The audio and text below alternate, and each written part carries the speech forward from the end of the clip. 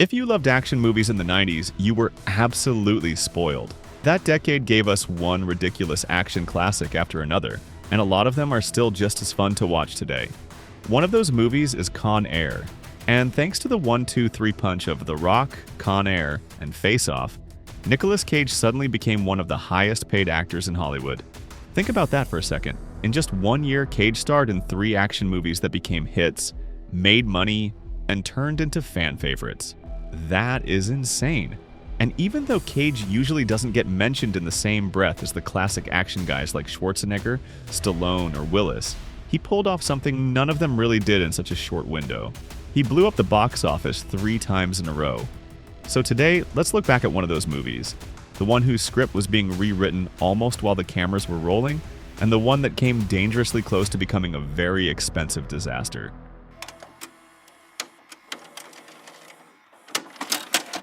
Con Air could have happened back in 1995, but Don Simpson, Jerry Bruckheimer's longtime producing partner, wanted nothing to do with it. Together, Simpson and Bruckheimer had made a ridiculous number of hits, from Beverly Hills Cop and Top Gun to Bad Boys and The Rock. But Simpson looked at the Con Air script and basically said, nope. He thought it was dumb. Too dumb to turn into a good movie. Bruckheimer saw it differently. And after the Simpson-Bruckheimer partnership came to an end in late '95, Bruckheimer moved forward with Con Air on his own. Now, was Don Simpson right? Honestly, it's hard to say because the movie that finally came out was very different from the version he had rejected. For one thing, Nicolas Cage wasn't originally the star. Bruckheimer only brought him in after The Rock. And for another, the script changed a lot. In one earlier version, the prisoner transport plane didn't crash land in the middle of Las Vegas. It crashed straight into the White House. Bruckheimer changed that right before filming began. Why? Because Independence Day had just blown up the White House in 1996, and apparently Hollywood decided destroying it 2 summers in a row might be a little repetitive. Simon West was quickly hired to direct Con Air, and the movie became his first feature film. Back then, Hollywood was obsessed with bringing in music video directors to make big studio movies, and Bruckheimer had already done pretty well with that strategy thanks to Michael Bay. At first, Bruckheimer wanted Tom Cruise to play the lead. That made sense.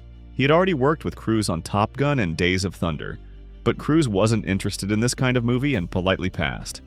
Bruckheimer believed Con Air needed a major star at the center, so after Cruise turned it down, he basically went through the half of Hollywood trying to find one. The problem was that nobody was available. For a while, the role might have gone to William Baldwin, who, after the failure of Fair Game, was probably willing to show up for lunch money and a trailer with working air conditioning. But then The Rock hit theaters, and suddenly Bruckheimer realized he had just helped create a brand new action star. Nicolas Cage wasn't locked into a dozen other projects yet, and compared to the biggest names in Hollywood, he was still pretty affordable. Cage wasn't exactly in love with the script either. He only agreed to do the movie after Bruckheimer gave him a lot of freedom to reshape his character. And once Cage got involved, Cameron Poe changed almost completely. In the original script, Poe was just a regular guy from Alabama who killed a couple of thugs while defending his girlfriend.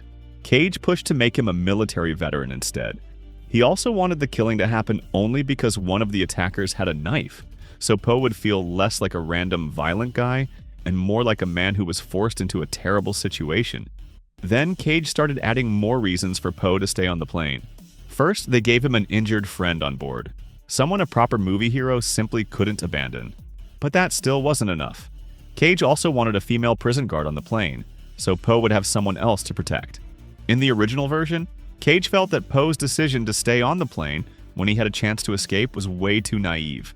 But if he had a wounded friend, an endangered woman, and a whole plane full of chaos on his shoulders, then suddenly his decision made a lot more sense. Apparently, Cage wanted every possible excuse to stay on that plane. The filmmakers also had trouble finding the main villain. Bruckheimer's first choice was Gary Oldman, but Oldman turned it down almost immediately because he didn't find anything interesting in the script. Then the offer went to Ed Harris, but Harris chose The Truman Show instead. They also tried to get Tim Robbins, but he couldn't make the schedule work. And then, according to a famous Hollywood story, Mickey Rourke tried to get himself into Con Air. At the time, Rourke was trying to restart his career and was showing up for a lot of auditions, hoping to land a juicy villain role. So, to impress the Con Air producers, Mickey showed up carrying a huge knife, which is already a pretty intense way to begin a job interview. Then he started waving it around in front of Jerry Bruckheimer, demonstrating exactly how, where, and with what level of commitment he would stab his enemies. The producers didn't give Mickey a hard no right away, but the very next day they went to John Malkovich. Malkovich, not wanting to be the one actor in the story who actually liked the script, also said he had problems with it. What bothered him even more was that the script kept changing. He couldn't really figure out who his character was supposed to be, because every time he looked at the material it seemed to be something else. That later led to a lot of improvisation and strange little acting choices from Malkovich. But in the end, a lot of those choices were so entertaining that they made it into the finished movie. John Cusack has spent years telling anyone who'll listen that Con Air is the worst movie he has ever made, which is honestly kind of funny. Cusack has always had a complicated relationship with Hollywood blockbusters. Sometimes he gives an incredible performance, and other times it feels like he's just there to collect the paycheck and go home. He almost never talks about the big studio movies he's been in, but every now and then he opens up. Cusack has admitted that he doesn't enjoy making movies like 2012 or America's Sweethearts. To him, those are simply jobs that pay for the movies he actually wants to make. And according to him, Con Air was exactly that kind of movie. Cusack has said that the script was so bad it felt like a punishment to read. He couldn't believe someone actually wanted to turn it into a movie. But the paycheck was hard to ignore, and he knew exactly where that money was going. It eventually helped finance the 2002 film Max, where Cusack not only starred but also served as a producer and personally financed the project. According to the actor, without Con Air, Max simply wouldn't have happened. That's also why Cusack says he doesn't spend much time trying to improve his blockbuster characters. On movies like these, his approach is pretty simple. Show up, do exactly what's on the page, finish the job, and move on. Like most actors, Cusack has a few ground rules for interviews. One of them is pretty straightforward. Don't ask him about Con Air. Now here's the funny part. Even though Cusack has spent years saying he hates both the movie and his character, when Hollywood started talking about making a Con Air sequel in the late 2000s, he admitted that if they called him, he'd absolutely come back. Apparently, there are limits to every grudge. Unfortunately for fans, that sequel never happened. By then, Nicolas Cage's career had cooled off quite a bit, and spending blockbuster money on another Cage action movie suddenly looked like a risky investment. The project quietly disappeared, Bruckheimer moved on to other films, and the sequel never got past the talking stage. Honestly, I've never completely bought Cusack's explanation. Out of all the movies he's made just for the paycheck, why is Con Air the one he always singles out? Compared to 2012 or America's Sweethearts, he actually comes across much better in Con Air. And audiences clearly liked it a lot more too. Maybe there's another reason he doesn't like talking about the movie, one that has nothing to do with the script, because making Con Air wasn't exactly a pleasant experience. The script kept changing throughout production, which pushed the schedule further and further behind. The crew was constantly trying to catch up, and eventually that pressure led to tragedy. Special effects supervisor Phil Schwartz was killed when an improperly secured aircraft fell on him during production. Suddenly, all those script problems didn't seem nearly as important anymore. Schwartz couldn't be saved, and the finished film was dedicated to his memory. The production delays also created another problem. Original composer Mark Mancina had to leave the project for Speed 2, so Trevor Rabin was brought in to finish the score. At the same time, some of Mancina's music had already been recorded, and the filmmakers liked it enough to keep it. That's why Con Air officially ended up with two composers. Con Air hit theaters exactly 1 year after The Rock. During its opening weekend, it knocked Steven Spielberg's The Lost World out of the #1 spot. Then, just 2 weeks later, another Nicolas Cage action movie arrived, Face Off. For a brief moment, two different Cage action films were sitting in the weekly top 5 at the same time. Both became box office hits and went on to do extremely well on home video.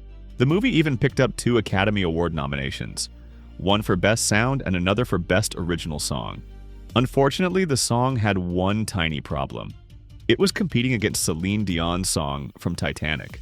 That wasn't exactly a fair fight. The funny part is that the very same song was also nominated for a Golden Raspberry Award. So, it somehow managed to be considered one of the best songs of the year and one of the worst at the exact same time. But even at the Razzies, it couldn't win, because the Postman had that category completely locked down.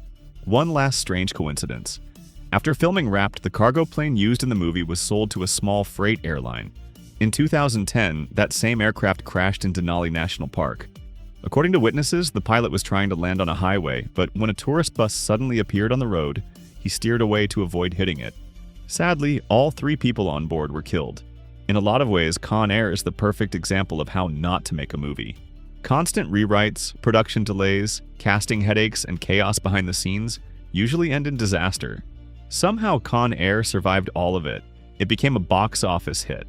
Audiences loved it, and 30 years later, people are still watching it. Sometimes Hollywood gets incredibly lucky. That was Frameback. Subscribe for more rewinds and see you on the next one.